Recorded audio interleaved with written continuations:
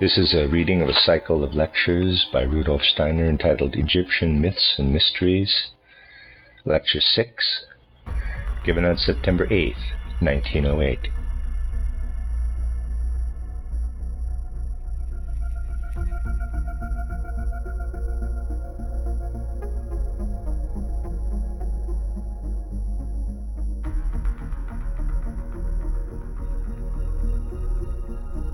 Many of you, in reflecting upon what we have said in the last few days about the evolution of the Earth and the solar system in relation to man, will have encountered what seems to you a curious contradiction of many present-day highly prized notions. You will have said to yourselves, yesterday we heard that the worst forces in evolution were connected with the moon, that when the moon separated from the earth, the worst forces went out with it, and that only through this did the earth achieve a condition in which man could pursue his evolution. When we hear all this, what about the romantic aspect of the moon? What about all the poetry that speaks with such true feeling of the moon's wonderful influences upon man? This is only an apparent contradiction. It is resolved if we do not regard the facts one-sidedly, if we place the whole complex of facts before our souls. It is certainly true that if we examined the physical mass of the moon, we would find that it was not fitted to support life as we know it here on earth. We must also say that everything of an etheric nature that is connected with the moon and its physical substances appears in large part inferior, even decadent, when compared with the etheric in our own corporeality. Furthermore, if we should observe the astral nature of the individual moon beings clairvoyantly, and we are entirely justified in speaking of them, we would be convinced that the worst and basest feelings that we have on earth are as nothing compared to what is found on the moon. Thus, in respect of the astral, the etheric, and the physical parts of the moon, we may speak of beings, of elements that had to be expelled so that our earth could pursue its way free from injurious influences. But now we must recognize another fact. We must not forget that we cannot simply stop with what is base or evil, for everything that becomes base or evil in evolution is subject to a significant fact. As long as this is at all possible, everything that has sunk deep down into lower spheres must be purified through other, more perfect beings, must be raised up and purged, so that it may again be used in the economy of the universe. If we find a place in the cosmos where especially base beings congregate, we may be sure that with these baser beings are connected other higher ones, who have so great a power for the good, the beautiful, and the noble, that they are fitted to lead even the lowest forces toward the good. It is true that all the basest things are connected with the moon's existence, but on the other hand, very high beings also are connected with it. We already know, for example, that the high spiritual personality of Yahweh dwells on the moon. So exalted a being, possessed of such power and glory, has under him vast hosts of ministering beings of a benevolent nature. We must understand that although the basest forces departed from the earth with the moon, there also remained connected with the moon certain beings who are capable of transforming the bad into good, the ugly into beauty. They could not have done this had they left the ugly in the earth. They had to withdraw it. But why did evil and ugliness have to come into existence at all? They had to come into existence because without them something else would never have come to birth. Man would never have been able to become a self-forming, self-contained being. Let us recall the foregoing lecture. There we saw how man's lower nature was rooted in the water, how he was half sunk in the dark water earth. There were no bones at that time, no firm human shape. There was a flower-like form which perpetually metamorphosed itself.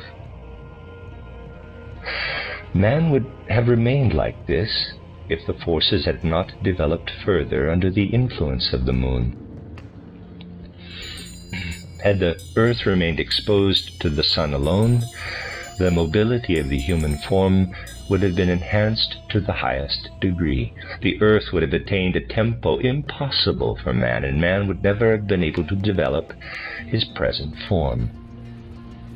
On the other hand, if only the moon forces had been influential, man would have rigidified immediately. His form would have been frozen at the moment of birth. He would have become a mummy.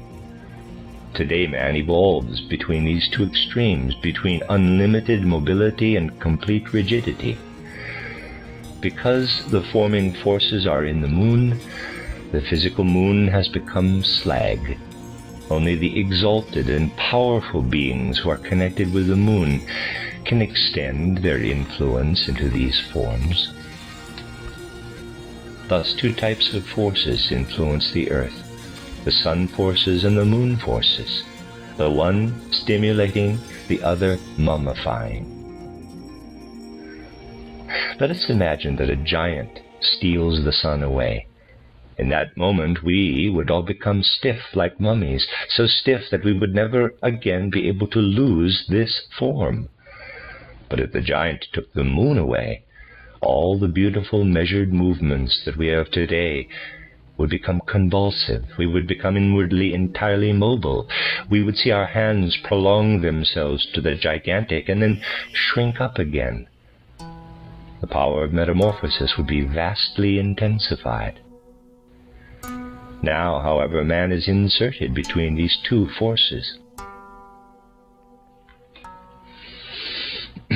Within this cosmos, many things are wisely arranged, not only in the various forms and substances, but in the relations of things to each other. In order to bring this endless wisdom before our souls, we shall now consider a relationship associated with the figure of Osiris. In the figure of Osiris, the Egyptian saw the influence of the sun upon the earth. In the time when mists and vapors still covered the earth, when there was still no air. And he saw that when breathing began in man, the unitary being, Osiris Set, split. Set, or Typhon, caused the breath to enter into us. Typhon separated himself from the light of the sun, while Osiris worked only as the light of the sun. But this is also the moment when birth and death entered into the being of man, into what was forming and unforming, which was previously like putting on and taking off a garment. A great change had entered. If man had been able to experience the effects of those high beings who later went out from the earth with the sun, in the time when the influences proceeding from the sun had not yet left the earth, he would have looked up with thankfulness to these sun beings. But as the sun separated itself from the earth more and more, and as the vapor sphere, which for man at that time was the realm of his higher nature, refined itself more and more, then man, who was able to perceive the direct influence of the sun less and less, acquired the consciousness of what the forces in his lower nature were. And he came to the point of grasping his ego there.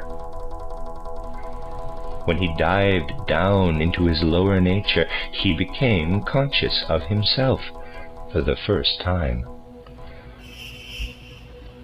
Why has the being whom we know as Osiris become darkened? The light ceased to work when the sun departed, but Yahweh remained with the earth until the moon split off. Osiris was the spirit who contained the force of the sunlight in such a way that when the moon later departed, he accompanied it and received the task of reflecting the sunlight from the moon to the earth. Thus at first we see the sun depart. Yahweh remains behind on earth with his hosts, with Osiris. Man learns to breathe, and at the same time the moon departs. Osiris withdraws with the moon and is given the task of reflecting the sunlight from the moon to the earth. Osiris is laid into a chest, that is, he withdraws with the moon. Until this time, man had received the Osiris influence from the sun. At this point, he begins to feel that what previously came to him from the sun now streams down upon him from the moon. Man said to himself, when the moon shone down, "Osiris, it is you who from the moon send me the light of the sun, which belongs to your nature." But this light of the sun is reflected in a different form every day. We have the first form when the moon appears as a tiny crescent in the heavens. On the next day it is grown to the second form, and so on, through 14 days, until we have the 14th form in the full moon. In 14 days Osiris turns himself toward the earth in the 14 forms of the illuminated moon disk. It is of deep significance that the moon, that is Osiris, takes on 14 forms, 14 phases of growth, in order to guide the light of the sun to us. In the cosmos, this activity of the moon is connected with the concurrent fact that man has learned to breathe. Only when this phenomenon was fully established in the heavens was man able to breathe. Thereby he was attached to the physical world, and the first germ of the ego could originate in the being of man. The later Egyptian knowledge felt all that has been described here and recounted it by saying, "Osiris ruled the earth in past times. Then arose Typhon, the wind. This is the time when the waters sink so far that the air appears, through which man becomes an air breather. Typhon overcame the Osiris consciousness, killed Osiris, laid him in a chest, and committed him to the sea." How could the cosmic event be better described in a picture? First, the sun god Osiris reigns. Then he is driven out with the moon. The moon is the chest that is pushed out into the ocean of cosmic space. Thereafter Osiris is in cosmic space. But we recall that in the myth it is told that when Osiris was found again, when he arose again in cosmic space, he appeared in 14 forms. The myth says that Osiris was cut into 14 pieces and was buried in 14 graves. Here in this profound myth we have a wonderful reference to the cosmic event. The 14 aspects of the moon are the 14 pieces of the dismembered Osiris. The complete Osiris is the whole moon disk. At first this appears as though it were all only a symbol, but we shall see that it had a real significance. Now we come to something without which the mysteries of the cosmos will never be clear to us. If such a constellation of sun, moon, and earth had not arisen, if the moon had not appeared in 14 aspects, then something else could not have arisen. For these 14 aspects caused something special. Each of them has had a great and powerful influence on man in his evolution on earth. Now I must tell you something that is strange, but true. At the time when all this had not yet happened, when Osiris had not yet withdrawn, man in his light form did not have the foundation for something that today is of the greatest importance. We know that the spinal cord is important. The nerves proceed from it. Not even the beginnings of these were present in the time when the moon had not yet departed. These 14 aspects of the moon, in the order in which they follow on one another, were the cause of 14 nerve filaments being annexed to the human spinal cord. The cosmic forces worked in such a way that these 14 nerve filaments correspond to the 14 phases or aspects of the moon.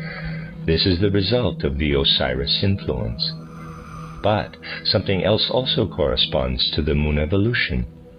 These 14 phases are only half the phenomena of the moon.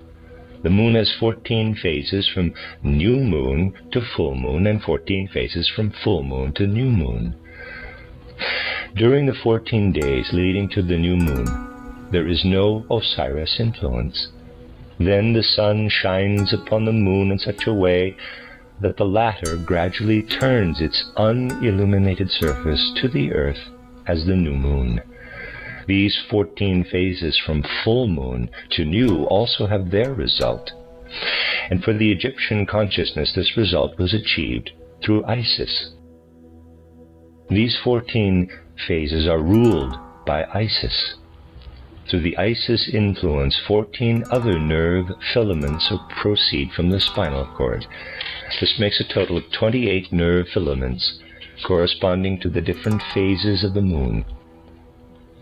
So we see, from the viewpoint of cosmic events, the origin of specific members of the human organism. There would have been only 28 had the moon year coincided with the sun year, but the sun year is longer, and the difference between the two caused the surplus nerves. Thus, from the moon, the influences of Isis and Osiris were built into the human organism, but something further is connected with this. Up to the moment when the moon began to work from outside, there had been no duality of sex. There had been only a human being who was both male and female. The division occurred first through the alternating influences of Isis and Osiris from the moon. Whether a person became male or female depended upon whether the Osiris nerves or the Isis nerves exercised a certain influence on the organism. An organism in which the Isis influence predominated was male, whereas a body in which the Osiris influence prevailed became female. Naturally, both forces, Isis and Osiris, work in every man and in every woman, but in such a way that in man the etheric body is female, while in women it is male. Here we have something of the wonderful connection between the single being and the situation in the cosmos. We have seen that man is influenced not only through the forces, but also through the constellations or positions of the heavenly bodies. All that belongs to the male or female organisms formed itself under the influence of these 28 nerves proceeding from the spinal cord. Now we will bring forward something that will give an insight into the cosmos and its connections with human evolution. These forces form the human shape, but man does not rigidify in it. An equilibrium is achieved between sun and moon influences. In the following, we must not think that we are dealing with mere symbols. It is solid facts that concern us. What is the original Osiris, the undismembered Osiris? What is the divided Osiris? What previously was a unity in man is now divided into the 28 nerves. We have seen how in ourselves he lies dismembered. Without this, the human form could never have come into being. What formed itself under the influence of the sun and moon? Through the joint working of all the nerves that were brought into being, not only the externally male and female, but also within man, something arose through the influence of the male and female principles. there arose the inner Isis result, and this is the lungs. The lungs are the regulator of the influences of Typhon or Set. What works on man from Osiris, by stimulating the female influence in a masculine way, causes the lungs to be made productive through the breath. Through the influences that proceed from sun and moon, the masculine and feminine principles are regulated. In every female, something masculine. The larynx. In every male, something feminine. The lungs. Isis and Osiris work inwardly in every person, in respect to his higher nature.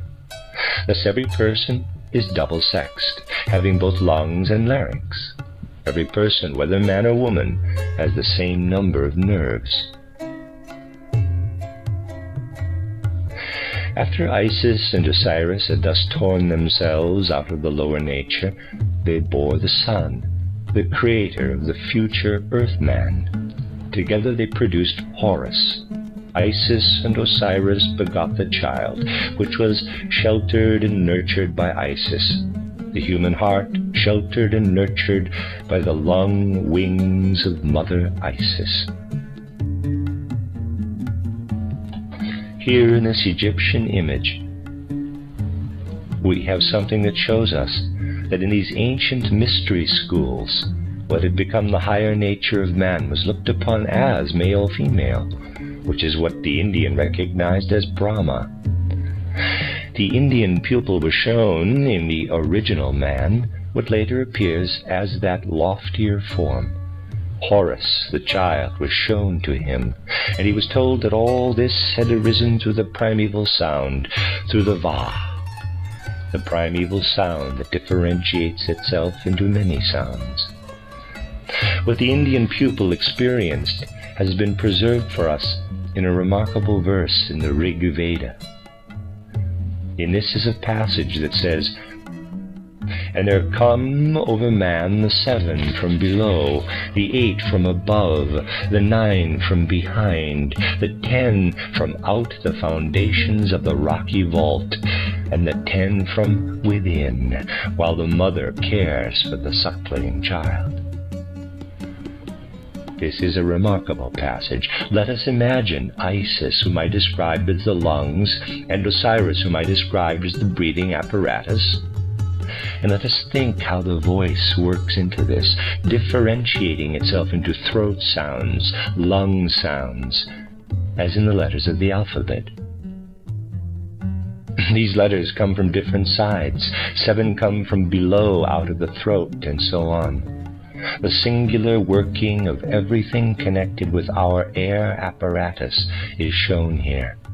The place where the sound differentiates and divides is the higher mother, who fosters and nurses the child, the mother, the lungs. The child, the human heart, which is molded by all the influences, and from which come impulses to ensoul the voice. Thus the mysterious working and weaving within the cosmos was revealed to the neophyte. Thus it built itself up in the course of time, and we shall see how the other members of man built themselves into this web. In this Egyptian occult teaching, we have a chapter of occult anatomy, as this was cultivated in an Egyptian mystery school, insofar as man had knowledge of cosmic forces, of cosmic beings, and their connection with the human physical body.